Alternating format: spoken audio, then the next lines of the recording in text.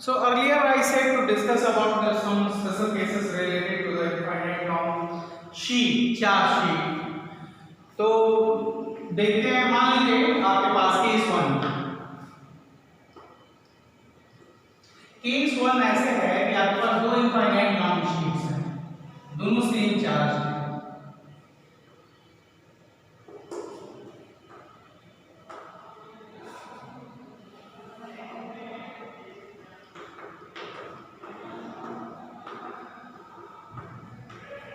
ठीक है, these both charges are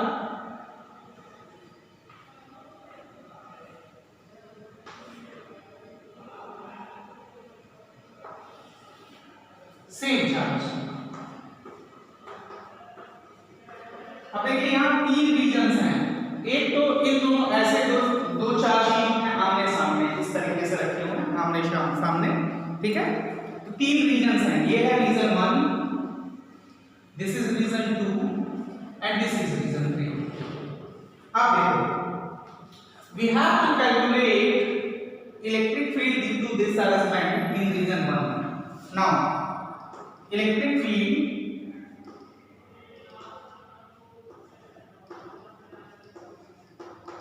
in region one. तो देखो इसको कैसे सॉल्व करेंगे। आपको पता है किसी भी पॉइंट पे, मान लो आपको इस पॉइंट पे इलेक्ट्रिक फील्ड फाइंड करना है, ये है this is our point P, arbitrary point हम ले लेते हैं P। तो हमें पुराना आइडिया मालूम है, जहां भी इलेक्ट्रिक फील्ड निकालना हम क्या करते हैं, हम मान लेते हैं वहां यूनिट पॉजिटिव चार्ज रखा हुआ है, तो यहाँ हमने यूनिट पॉजिटिव चार्ज रखा हुआ, दिमाग में आप अपने बना लीजिए ये क्या रखा है, यूनिट पॉजिटिव चार्ज रखा हुआ है। ठीक है, Q नॉट। तो ये जो है इसको क्या करेगा, ये भी पॉजिटिव है, ये भी पॉजिटिव है, तो इसको क्या करेगा, धक्का देगा। ठीक है, अगर इसका चार्ज डेंसिटी क्या है, सिग्मा 1 है, और इसका चार्ज डेंसिटी क्या है, सिग्मा 2।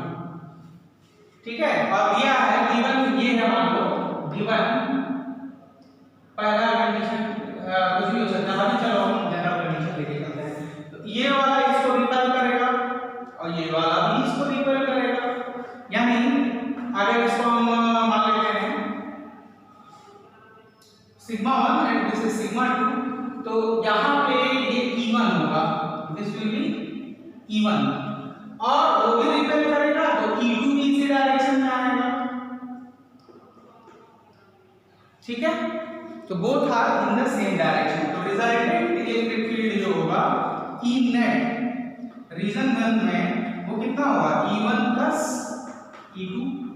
और आप जानते हो इनफाइनाइट लॉन्ग शीट के लिए वैल्यू क्या होती है, सिग्मा अपॉन, यहाँ सिग्मा 1 अपॉन 2 एप्सिलॉन नॉट, और ये हो जाएगा सिग्मा 2 अपॉन 2 एप्सिलॉन नॉट।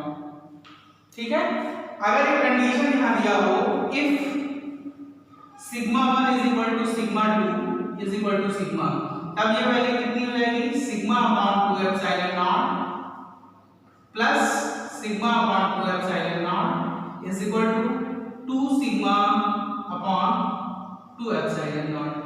2 से 2 कैंसिल हो जाएगा और आपका आंसर आ जाएगा सिग्मा अपॉन एप्सिलॉन नॉट। इसका मतलब ये हुआ कि इलेक्ट्रिक फील्ड रीजन वन में कितना आएगा, सिग्मा अपॉन एप्सिलॉन नॉट आ जाएगा। जब दो सेम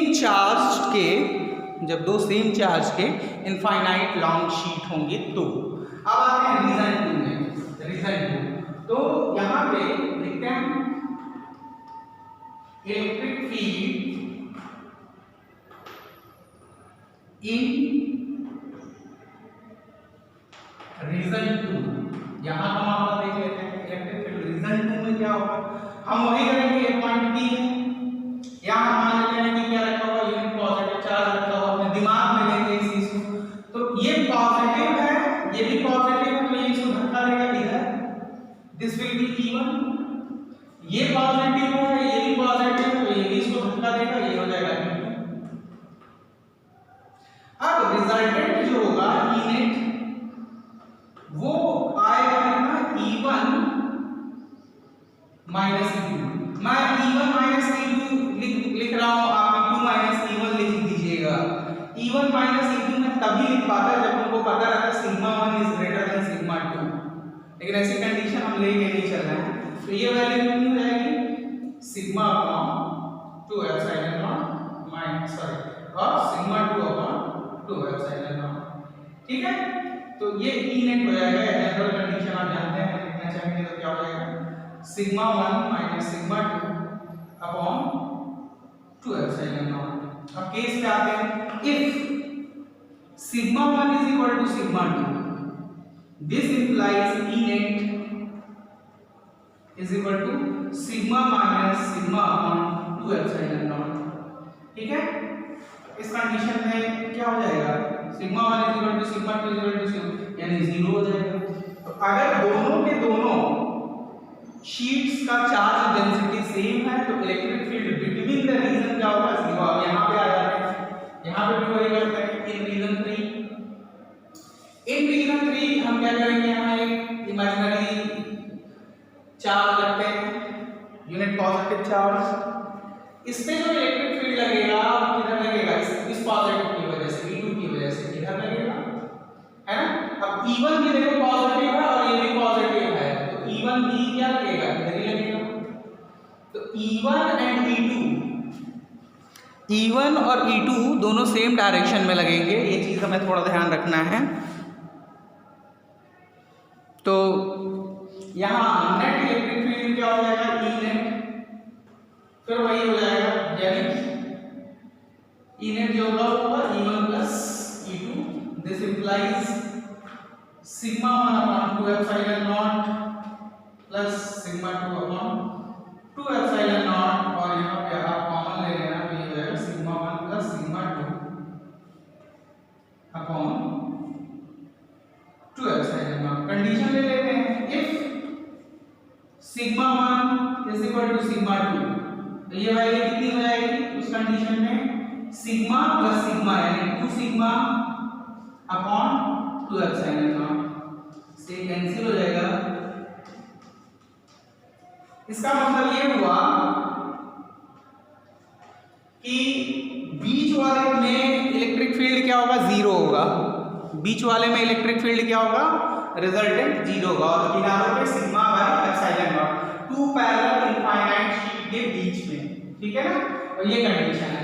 यहाँ आपका होमवर्क क्या है, आप क्या करेंगे, दो निगेटिव चार्ज लेंगे, ये तो दो सिमिलर चार्जेस हैं, दोनों पॉजिटिव हैं, आप होमवर्क करिएगा, अगर दोनों निगेटिव चार्जेस होते हैं तब भी क्या यही कंडीशन आता, तब भी यही कंडीशन आता, आप करके देख लीजिएगा।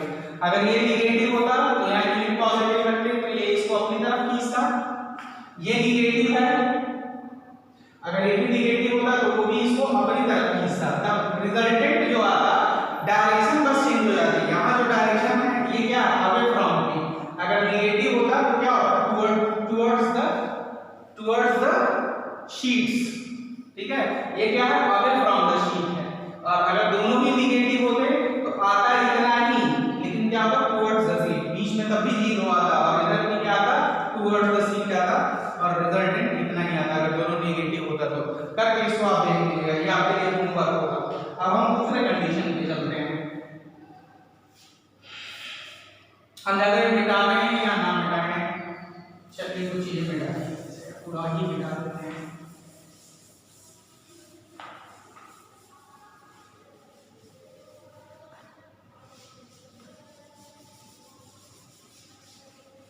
अब देखिए केस 2 ये है,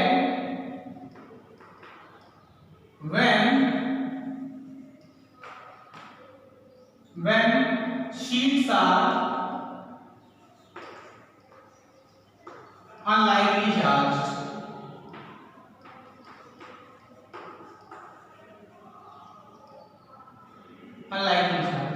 मेरे कहने का मतलब ये है, अब यहाँ ये रीजन 1 हो जाएगा, this will be our region 2 and this will be our region 3। तो एक पॉजिटिव होगा, एक क्या होगा, निगेटिव होगा, तब क्या होगा देखिए, ठीक है। इसकी चार्ज डेंसिटी सिग्मा 1 है, इसकी चार्ज डेंसिटी सिग्मा 2 है।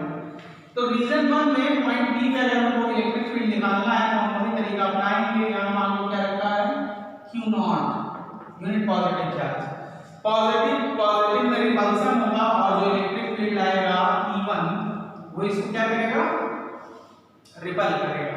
अब ये देखो ये निगेटिव है और यहाँ जो चार्ज है यूनिट पॉजिटिव चार्ज वो है पॉजिटिव, तो ये इसको क्या करेगा, अट्रैक्ट करेगा। ये क्या करेगा, इसको अट्रैक्ट करेगा, मतलब अपनी तरफ खींचेगा। तो E2 क्या होगा, तो E नेट जो होगा,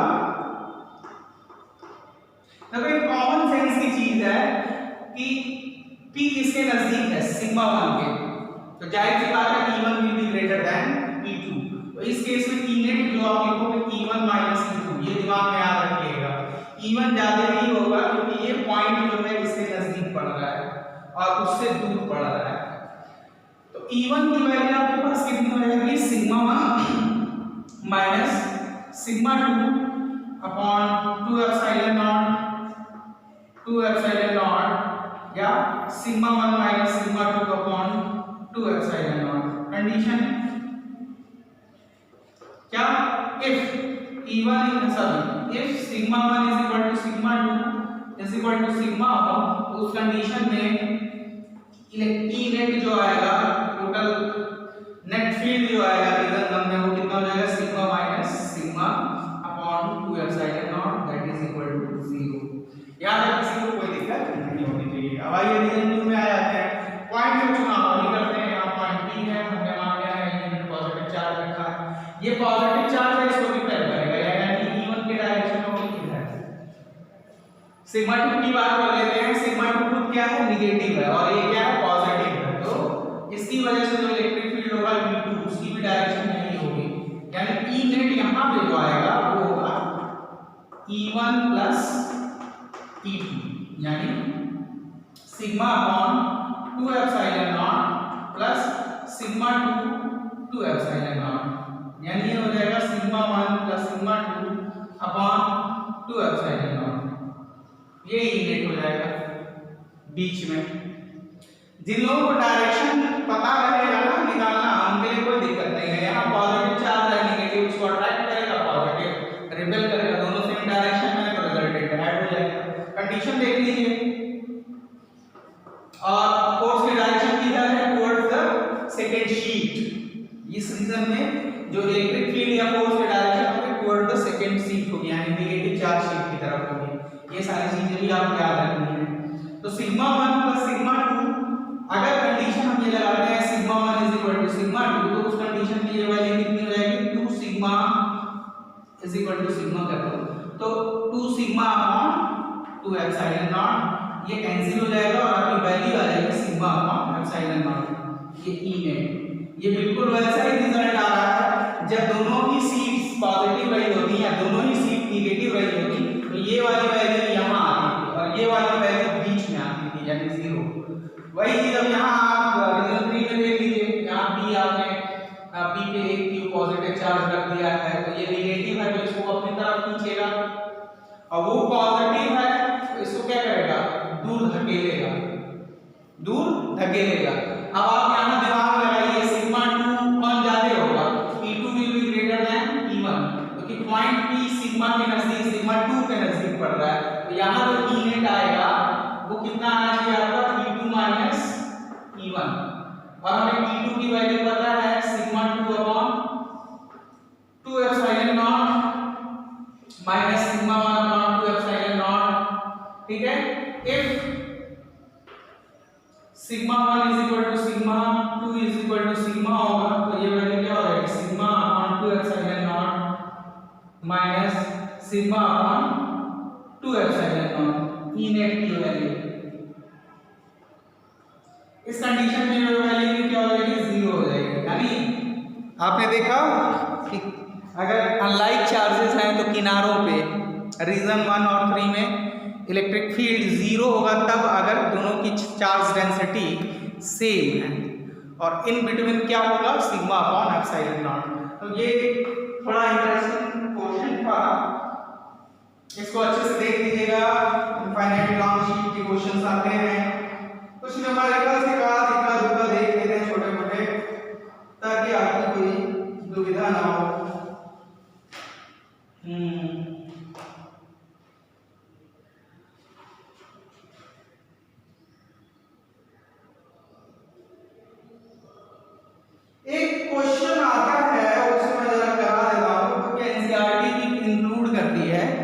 और हमें भी बता ही देना चाहिए।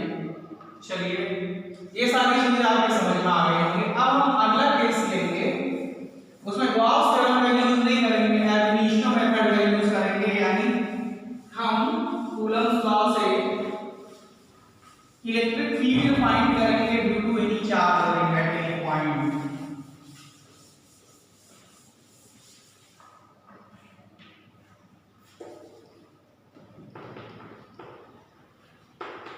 Electric field at any point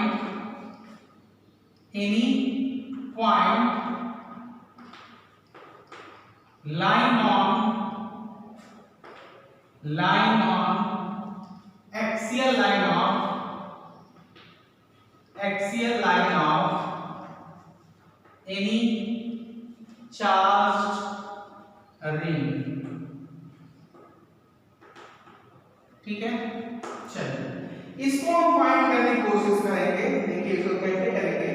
मान लीजिए हमारे पास एक रिंग है, ये हमारा रिंग, ठीक है, इसकी कुछ थिकनेस भी होगी, चलिए देख लेते हैं।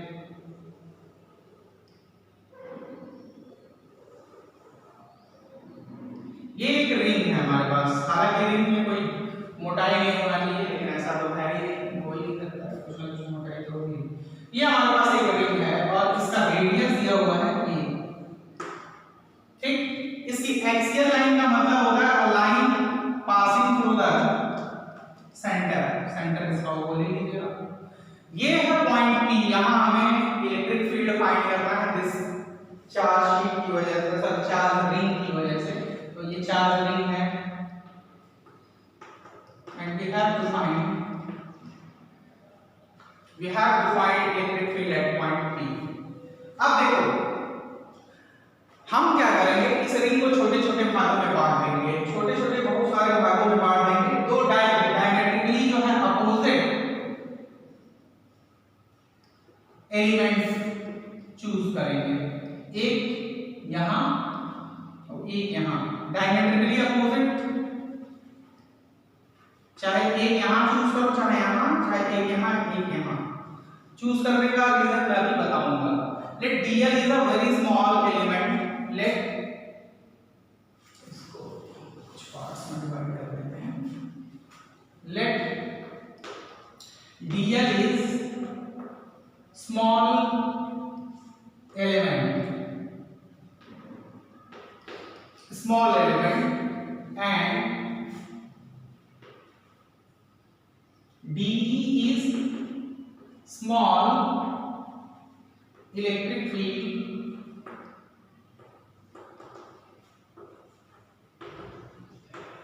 due to this charged element।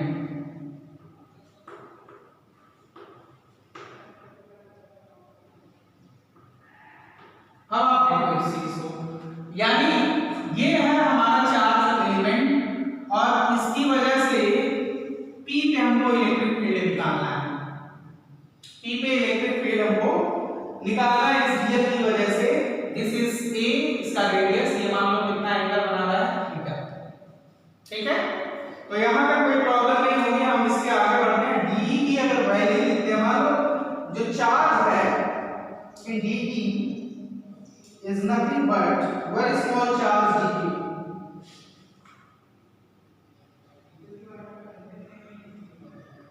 हाँ, तो पहले हम ये लिखते हैं, let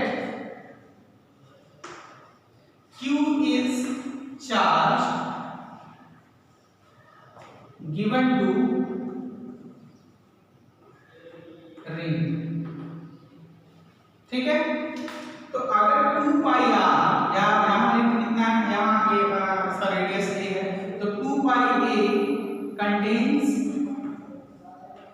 कंटेन्स कितना charge, q।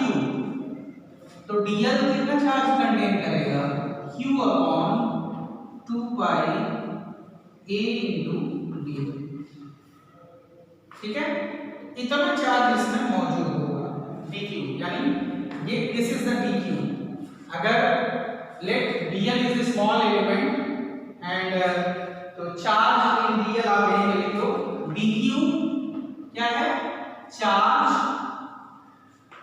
Of dl। dl में कितना चार्ज आएगा हमारे पास, this much. This is our first equation. Now आगे चलते हैं। स्मॉल इलेक्ट्रिक फील्ड की वैल्यू अगर निकालेंगे dl की वजह से, तो ये जो de होगा उसकी वैल्यू कितनी होगी, de is equal to nothing but k small charge dq, and what is the distance? The distance is, this is 2, इसको आप मान लो m and this is p already given, ठीक है। ये पॉइंट जहां ये टेंजेंट ड्रॉ हो रहा है इसको हमने मान लिया m। तो इसमें d is equal to k dq, और ये आप जानते हो टेंजेंट है तो नॉर्मल होगा, या यही यहां से ही आप नॉर्मल मान लो, ये दूरी आप मान लो x है। तो this will be equal to what, a square plus x square under root. तो k dq upon mp square, mp square जो कि क्या है k dq, और mp स्क्वायर की वैल्यू आपके पास कितनी है, a square plus x square. तो किसके स्क्वायर करेंगे, यहां पर किसी को कोई प्रॉब्लम नहीं होनी चाहिए। अब आप dq की वैल्यू रख दीजिए कि dq की वैल्यू कितनी है। नाउ dq फ्रॉम फर्स्ट आगे अगर हम चलेंगे तो ये जो स्मॉल इलेक्ट्रिक फील्ड है ये हो जाएगा k dq is equal to nothing but is equal to q upon 2 pi a dl। ये हो गया हमारा dq, और यहां पे हमें क्या मिल जाएगा, a square plus x square. तो this will be the small electric field. ये वो स्मॉल इलेक्ट्रिक फील्ड होगा जो हमें मिलेगा उस स्मॉल लेंथ dl की वजह से। लेकिन अब आगे चलते हैं और देखते हैं कि आगे का मामला क्या होगा। देखो इलेक्ट्रिक फील्ड इस वाले टर्म की वजह से जो इलेक्ट्रिक फील्ड होगा उसकी डायरेक्शन क्या होगी, पॉइंट p पे। हम यही मानते हैं ना कि हमारा यूनिट पॉजिटिव चार्ज रखा हुआ है, तो ये भी पॉजिटिव है, ये भी पॉजिटिव है, तो ये रिपेल करेगा, ये रिपेल करेगा, ये इस डायरेक्शन में रहेगा। दिस विल बी de, है ना, de। अब इस वाले की वजह से देखो ये भी तो डायरेक्टली अपोजिट है, तो इसको भी मिलाएंगे तो ये भी तो ऐसे जाएगा, ये भी क्या होगा, de होगा, ठीक। ये भी एंगल क्या होगा, थीटा होगा। देखो ये de है, एंड आगे चलें तो ये भी क्या होगा, थीटा ही तो होगा, ये भी थीटा ही होगा। यहां तक किसी को कोई दिक्कत नहीं होगी, वर्टिकली अपोजिट एंगल है, ये थीटा है तो ये भी थीटा होगा, ये थीटा है तो ये भी थीटा है। अब हम क्या करेंगे,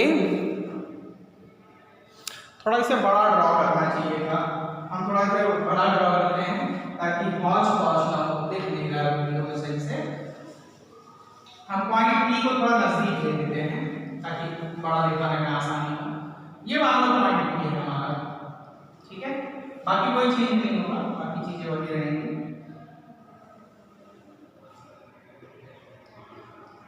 ठीक है।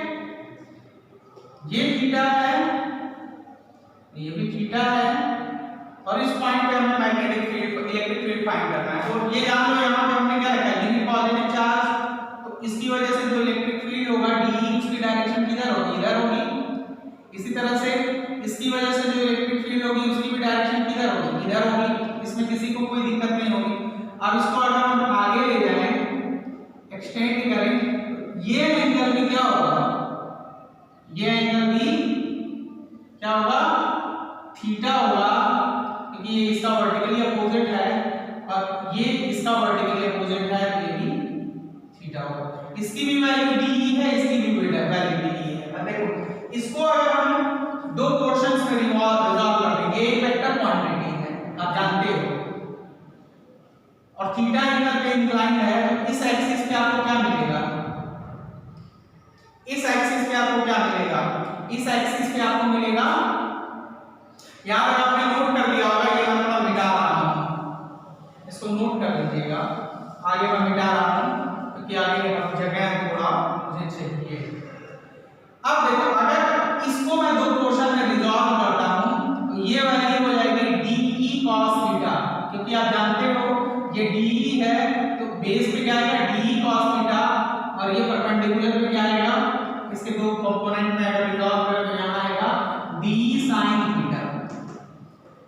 ठीक है। अब इसी तरह आप इस वाले पे आ जाओ, इस वाले डी पे, दूसरे वाले पे, इसका भी एक पोर्शन, इसका एक पोर्शन डी cos थीटा था, तो इसका भी एक डी cos थीटा क्या होगा, इसी पे जाएगा, डी cos थीटा, उसी डायरेक्शन में।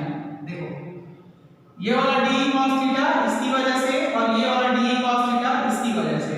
इसी तरह देखो इसका डायरेक्शन किधर होगा, इसका इलेक्ट्रिक फील्ड नीचे की तरफ है, तो इसका परपेंडिकुलर कंपोनेंट क्या होगा, नीचे की तरफ होगा। ये कितना होगा, डी sin थीटा। अब आपको मैं ये चीज को समझाना चाह रहा हूं, बस एक ही चीज समझना है, और वो ये है कि केवल एक ही डायमेट्रिकली अपोजिट कंपोनेंट थोड़ा ही मिलेगा। एक कंपोनेंट यहां लोगे, इसका भी डायमेट्रिक अपोजिट कंपोनेंट यहां मिलेगा, एक कंपोनेंट यहां लोगे dl, इसका डायमेट्रिक अपोजिट यहां मिलेगा। यानी मेरे कहने का मतलब ये है कि सारे diametric sine component of diametrically opposite component, सारे साइन वाले इन एलिमेंट्स के, इन डायमेट्रिक अपोजिट एलिमेंट्स के साइन कंपोनेंट एक दूसरे को कैंसिल कर देंगे, और जो रिजल्टेंट इलेक्ट्रिक फील्ड मिलेगा वो केवल और केवल cos कंपोनेंट के इंटीग्रेशन से मिलेगा। तो यहाँ एक इंपॉर्टेंट पॉइंट इसी चीज को हमने समझना है, पॉइंट 1, और the sign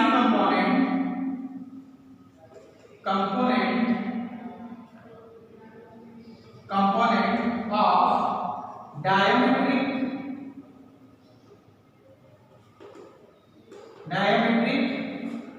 opposite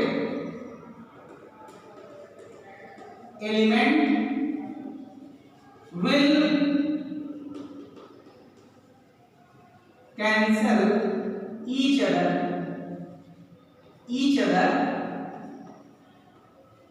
pairwise।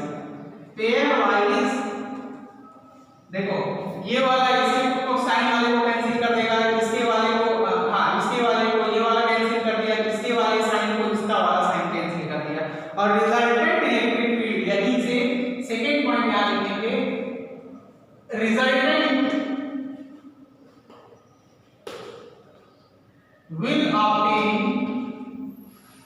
will obtain by integrating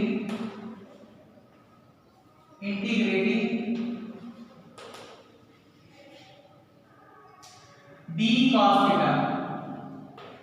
ठीक है, इसको इंटीग्रेट करने पे हमें हमारा आंसर मिल जाएगा। चलिए देखते हैं, आगे चलते हैं। इसका मतलब अगर हम टोटल इलेक्ट्रिक फील्ड चाहते हैं तो d की वैल्यू हमको पता है। व्हाट इज d हमने निकाला था k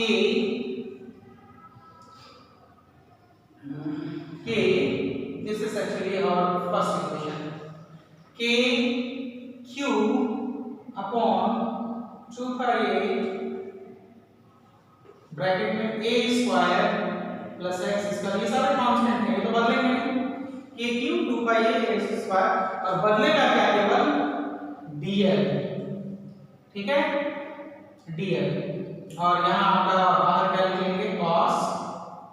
ठीक है, यहाँ तक किसी भी इस रिमानों को दिक्कत नहीं होनी चाहिए, एक एक चीज़ बहुत ही क्लियर है, कोई बहुत हार्ड एंड फास्ट नहीं है। भेजे में बस यही घुसा के रखिएगा कि सारे डायमेट्रिक अपोजिट जो cos हैं वो जुड़ेंगे और साइन एक दूसरे को कैंसिल कर देंगे, इसीलिए cos कंपोनेंट को हमने जोड़ दिया है। इस एलिमेंट में जो cos होगा, इस वाले का cos, इस वाले का cos, इस वाले का cos, इस वाले का cos, सबको हम इंटीग्रेट कर देंगे तो टोटल इलेक्ट्रिक फील्ड P पे मिल जाएगी हमें। अब चलिए dl इंटीग्रेट करेंगे तो क्या मिलेगा, आप ध्यान रखिए, dl इंटीग्रेट करेंगे तो हमको क्या मिलेगा, हमको रिंग का पैरामीटर मिल जाएगा। यानी क्या मिल जाएगा, dl इंटीग्रेट करेंगे तो k q upon 2πa a square plus x square, और इसको dl को इंटीग्रेट करेंगे तो क्या मिलेगा, पैरामीटर ऑफ या सरकमफ्रेंस ऑफ दिस रिंग, जिसका रेडियस है। अब इस 2πa से ये 2πa आपका कैंसिल हो गया, बचा क्या, यहां देखिए एक चीज रह गई, वो था cos थीटा। अब हम cos थीटा निकाल रहे हैं,